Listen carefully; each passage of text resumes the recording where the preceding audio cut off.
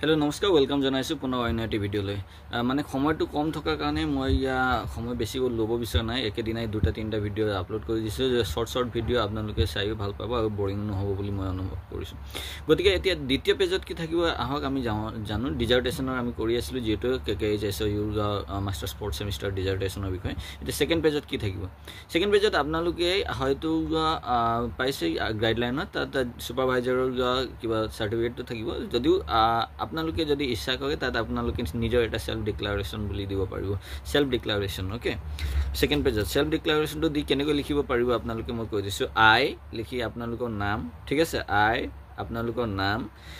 A learner of MA fourth semester department আপোনালোকৰ department cake of KKHSU with the registration নাম্বাৰটো mention কৰি দিলে hereby declare that the research work entitle topic টুৰ নাম জিটো টপিকৰ ওপৰত আপোনালোকে কৰিছে এৰিয়া গুটেখিনি details has been carried out under the supervisor of কাৰ আন্ডাৰত আপোনালোকে কাৰ আন্ডাৰত আপোনালোকে ষ্টাডি কৰি আছে কোনজন সুপাৰভাইজাৰৰ আন্ডাৰত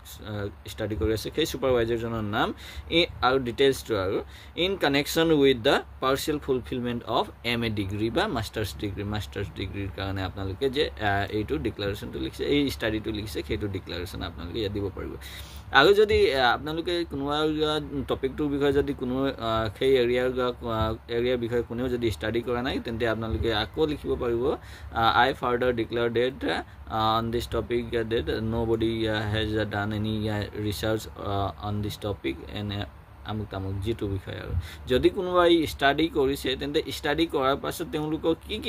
গেপ থাকে সেই গেপখিনি অকনমান আপোনালোকে ইয়াত লিখি দিব পাৰিব যে ষ্টাডিটো কৰিছে হয় কিন্তু এইবোৰ বস্তু তেওঁলোকে ভালদৰে নাচালে সেই গুটেইখিনি কথা মেনশন কৰি আপোনালোকে লিখি দিব পাৰিব এইটো সেকেন্ড